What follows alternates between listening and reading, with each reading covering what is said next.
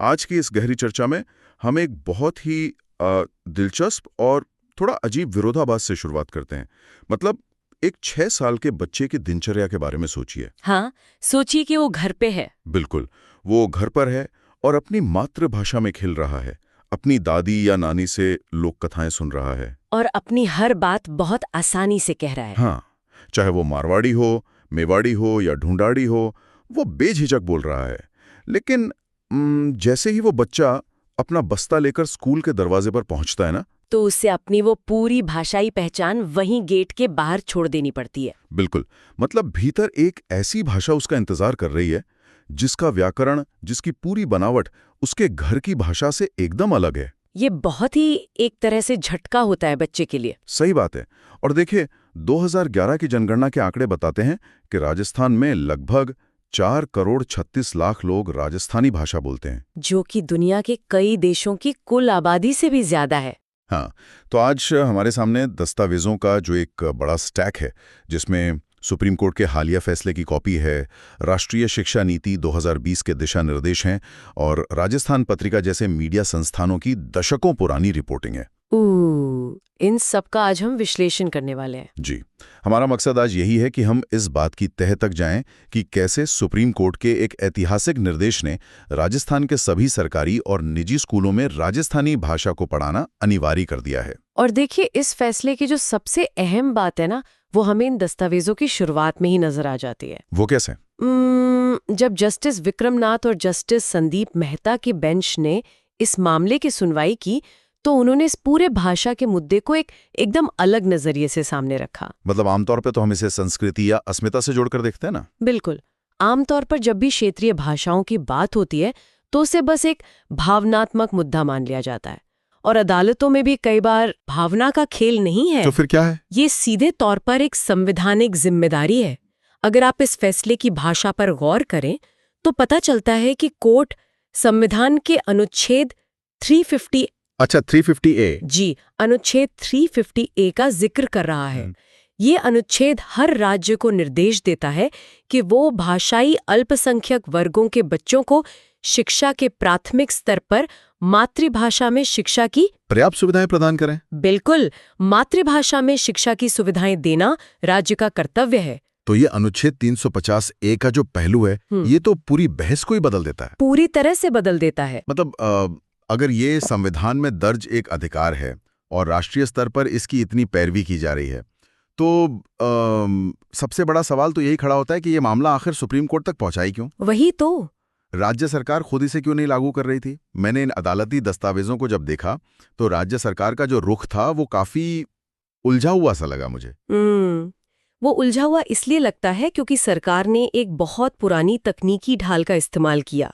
क्या तर्क था उनका? सरकार का मुख्य तर्क ये था कि वे स्कूलों में राजस्थानी को एक विषय के तौर पर इसलिए नहीं पढ़ा सकते क्योंकि वो 8वीं अनुसूची में नहीं है। बिल्कुल, क्योंकि ये संविधान की 8वीं अनुसूची में शामिल नहीं है। अच्छा, ये 8वीं अनुसूची वाला तर्क थोड़ा समझाएंगी? ये क्या है असल में? देखिए, ये असल में एक प्रशासनिक ढाल है। भारत के संविधान की जो 8वीं अनुसूची है ना, वो उन भाषाओं की एक आधिकारिक सूची है जिन्हें भारत सरकार मान्यता देती है। कितनी भाषाएं हैं अभी इसमें? वर्तमान में इसमें 22 भाषाएं शामिल हैं। अब होता क्या है कि जब कोई भाषा इस सूची में आ जाती है तो साहित्य अकादमी उसे मान्यता दे देती है। यूपीएससी की परीक्षाओं में भी शायद उसका इस्तेमाल हो सकता है। हाँ बिल्कुल, सरकारी कामकाज में भी उसे तरजीह मिलने लगती है। तो राज्य सरकार का तर्क ये था कि चूंकि राजस्थानी इस आधिकारिक 22 भाषाओं की सूची में नहीं है, तो क्या? तो इसलिए राज्य का जो शिक्षा बोर्ड है वो इसका पाठ्यक्रम तैयार करने के लिए कानूनी रूप से बाध्य नहीं है। अरे, सतह पर देखने में ये तर्क बहुत मजबूत लगता है क्योंकि ये पूरी तरह से प्रक्रिया और नियमों पर आधारित है। हाँ, नियमों का हवाला दिया जा रहा था इसमें। लेकिन मुझे तो यहाँ एक बहुत ही स्पष्ट विरोधाभास नजर आ रहा है। मतलब अगर कोई भाषा इस सूची में नहीं है तो इसका मतलब ये तो नहीं ना कि उस भाषा का वजूद ही खत्म हो गया। बिल्कुल नहीं। मतलब 4 करोड़ 36 लाख लोग हवा में तो बात नहीं कर रहे हैं ना। सही बात है, वो एक जीती जागती भाषा है। और राजस्थानी को इस 8वीं अनुसूची में शामिल करने की मांग तो जहां तक मुझे पता है दशकों से लंबित है। बहुत पुरानी मांग है ये। तो ऐसे में एक प्रशासनिक देरी या सूची के अपडेट ना होने की जो कीमत है, वो एक प्राथमिक विद्यालय का 6 साल का बच्चा क्यों चुकाए? इसी विरोधाभास को सुप्रीम कोर्ट ने भी बहुत सख्ती से पकड़ा। कोर्ट ने क्या कहा इस पर? कोर्ट ने राज्य सरकार के इस तर्क को पूरी तरह खारिज करते हुए इसे एक अत्यधिक तकनीकी दृष्टिकोण करार दिया। मतलब एक हाईली टेक्निकल व्यू पॉइंट। हाँ, जजों ने जो पलटवार किया वो बहुत ही तार्किक था।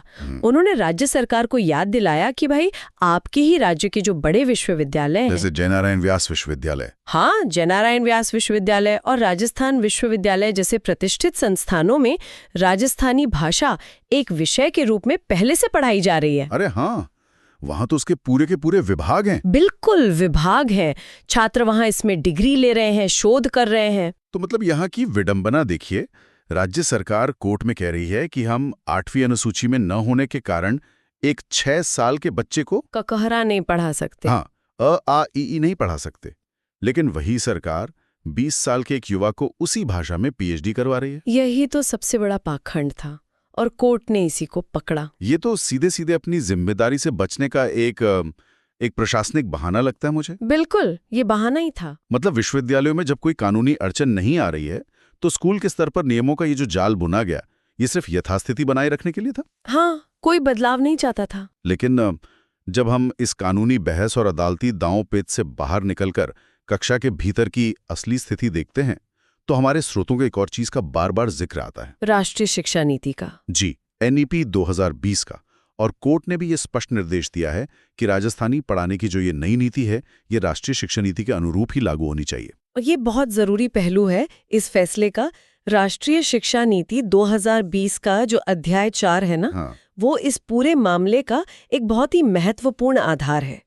इस नीति में साफ तौर पर लिखा है कि जहां तक संभव हो कम से कम कक्षा 5 तक, और शायद 8 तक भी, हाँ, बेहतर हो कि कक्षा 8 तक शिक्षा का माध्यम मातृभाषा या स्थानीय भाषा ही होनी चाहिए। तो इसके पीछे सिर्फ कोई राजनीतिक कारण तो नहीं होगा? बिल्कुल नहीं, इसके पीछे विशुद्ध वैज्ञानिक और मनोवैज्ञानिक कारण है। अच्छा, वो कैसे?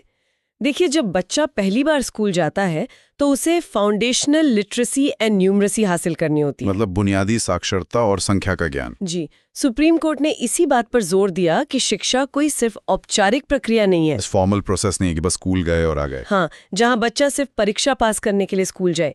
शिक्षा का असली मकसद तो विषयों की सच्ची समझ विकसित करना है ना। बिल्कुल। विषयों की सच्ची समझ और भाषा का ये जो टकराव है ना, इसको मैं एक एनालॉजी से, एक उदाहरण से समझने की कोशिश कर रहा हूँ। हाँ, बताइए।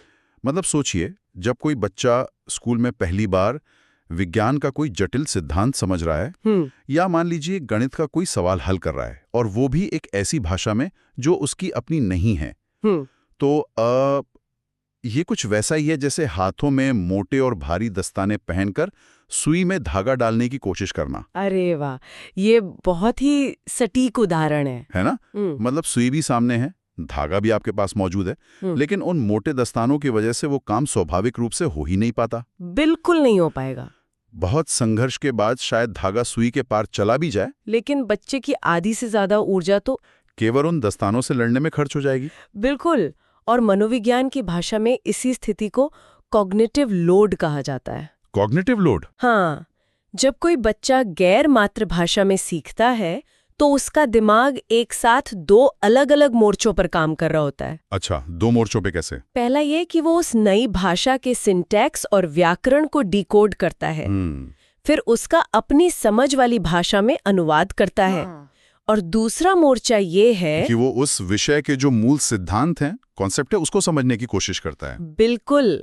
अब देखिए, गणित का सवाल हल करते समय बच्चे की ऊर्जा गणित के तर्क पर लगनी चाहिए ना? सही बात है। ना कि उस भाषा के अनुवाद करने पर।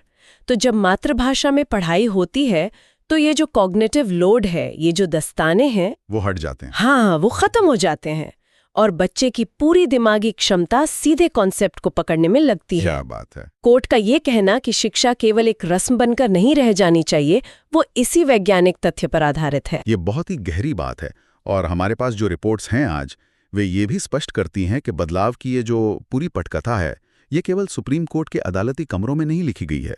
हाँ, ये कोई रातों रात हुआ चमत्कार नहीं है। बिल्कुल। समाज के स्तर पर भी इसके लिए एक बहुत लंबी और गहरी लड़ाई चली है। कई सामाजिक संस्थाओं ने, राजस्थानी भाषा के साहित्यकारों ने, और मीडिया ने भी। जी, मीडिया ने एक बहुत बड़ा रोल निभाया है। जैसे राजस्थान पत्रिका जैसे अखबारों ने लंबे समय से मातृभाषा में शिक्षा के अधिकार की वकालत करते हुए निरंतर अभियान चलाए हैं उन्होंने। हाँ, तो ये एक दिन में आया फैसला नहीं है, बल्कि दशकों के उस जन दबाव का नतीजा है जिसने इस मुद्दे को केवल एक सांस्कृतिक मांग से उठाकर एक बुनियादी शिक्षा के अधिकार में तब्दील कर दिया। सही कहा। और मैं तो कहूंगी कि ये सामाजिक जनमत का ही प्रभाव है कि अदालत ने इस मामले में इतनी सख्त और स्पष्ट लाइन खींची है इस बार। मतलब अदालत ने कोई ढील नहीं दी? बिल्कुल नहीं।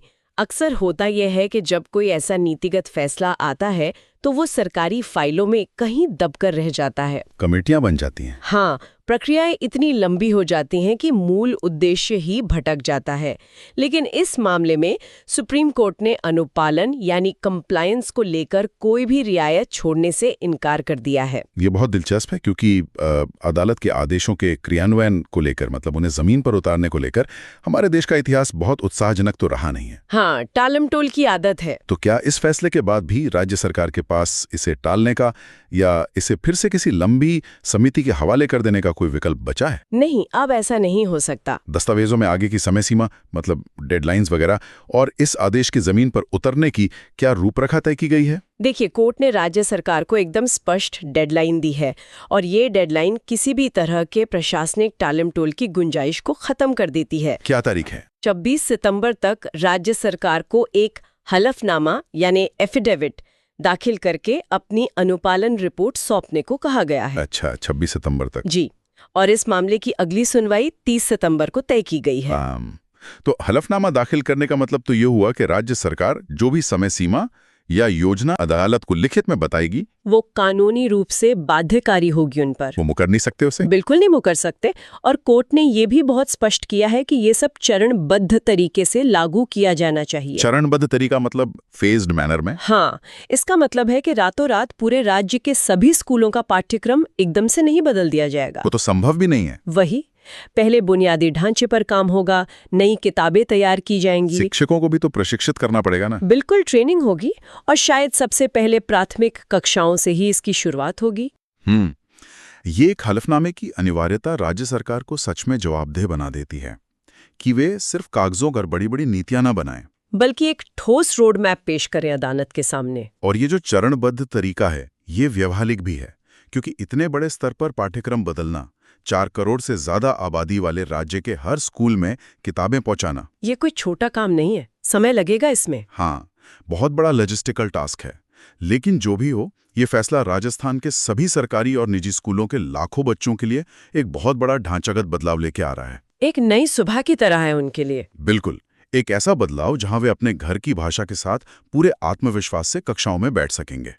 उन्हें अपनी भाषा स्कूल के बाहर नहीं छोड़नी पड़ेगी। सही बात है। तो आज की इस गहरी चर्चा को समेटते हुए मेरे मन में एक सवाल आ रहा है जो मैं हमारे सुनने वालों के लिए भी छोड़ना चाहता हूं। जी, बताइए। अगर ध्यान से सोचिएगा, अगर 4 करोड़ से अधिक लोगों द्वारा बोली जाने वाली एक इतनी समृद्ध भाषा को उसके अपने ही राज्य के स्कूलों में महज एक विषय के रूप में जगह दिलाने के लिए दशकों के संघर्ष और सुप्रीम कोर्ट के इतने कड़े आदेश की जरूरत पड़ती है, हाँ, तो दुनिया भर में और खुद हमारे देश के अलग अलग हिस्सों में ऐसी कितनी और क्षेत्रीय भाषाएं और बोलियां होंगी जो बिना किसी कानूनी लड़ाई के, बिना किसी जन आंदोलन के, बिल्कुल बिना किसी आंदोलन के, चुपचाप हमारे क्लासरूम और समाज से हमेशा के लिए गायब हो रही हैं। सोचने वाली